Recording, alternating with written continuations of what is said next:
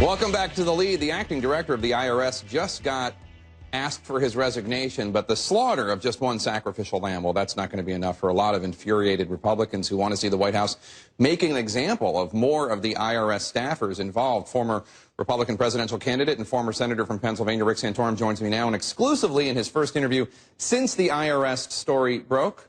So Miller's out, the acting director of the IRS. Is that enough? What more do you want to know about this scandal? This is what everybody fears is, IRS is going to be the one enforcing Obamacare, okay? And we've given more and more power to Washington, and we have a lot of people out there who, given the climate in this city and the climate in the media, where, as we've seen in Benghazi and we've seen in so many other scandals, where folks on the left get a pass.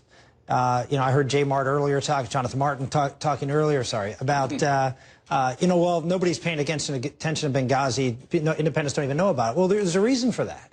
It's because independents don't watch Fox News, and independents watch other networks, and they aren't talking about it. We've been talking about Benghazi. Yeah. I understand, but not nearly to the extent and not for the length of time as the issue, in my opinion, has been noteworthy to talk about. So I think what a lot of folks are concerned about is that the prevailing attitude here in Washington is the left can do no wrong, the right is picked on, and the more power you give government, the more that is going to be permeated throughout our society, and abuses are going to happen, and this is really an example of it. What do you want to happen with the IRS? Obviously, the acting director left. There's a criminal investigation going on by the Justice Department. What more do you think needs to happen? Well, obviously, there needs to be a thorough investigation, and the truth needs to come out, and the role of people higher up in the administration, if any, we need to find out what that is, and people need to be forthcoming. I think it was very clever for the president to say that he hadn't seen the Inspector General's report, but that doesn't mean he didn't know what was going on,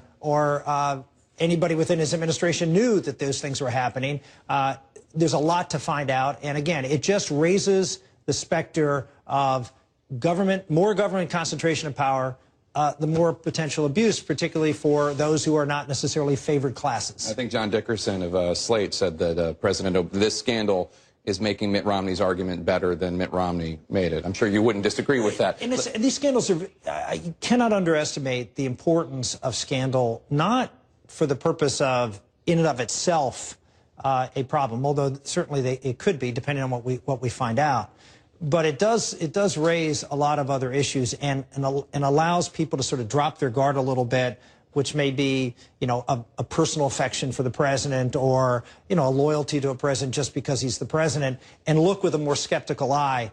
And I think the timing couldn't be better, frankly, because Obamacare is just about to ramp up and go into effect. And it is already a disaster. It will be an unmitigated disaster. You've seen reports coming out with insurance rates, depending on the state, that may be double, triple, 4 times for some people what it is today, because directly linked to this proposal, or to this law. You may see uninsured rates actually go down, not up. Expense go up, not down. These are really serious issues. Uninsured rates go up, not down. Uninsured rates are going to potentially go up, and you're going to see people lose their private insurance, because many employers, particularly small and medium-sized employers, are going to kick you into these public plans. So this is a earthquake about to happen. And the fact that the president is on shaky grounds right now, and people are sort of questioning his leadership and his competence. Now his crown jewel is going to be seen as a mega incompetent, destruction of the healthcare system.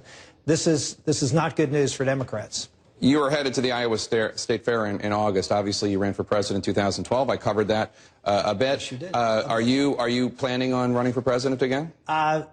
I'm planning on doing everything consistent with putting yourself in a position to make a decision that is a viable decision. So preparing, but not necessarily trigger pulling. No, I haven't pulled any triggers yet, but certainly we're out there, and I've been traveling a lot all over the country, and trying to build out. We have an organization called Patriot Voices. We're trying to build out that organization. We're staying active and involved in the fray, and we'll continue to do so, and at some point make a decision. And the good news for people out there who are always concerned and expressing their desire to know more about your daughter Bella. Thank you. She just turned 5. She did. She's doing well. She's doing great. And I just thank you and thank everybody out there. I know people on both sides of the aisle, and I really mean that. A lot of folks have been just wonderful from all across the spectrum and supporting her and praying for her. So thank you. We're glad that she's doing well. Thank you. Former Senator Rick Santorum from the great Commonwealth of Pennsylvania.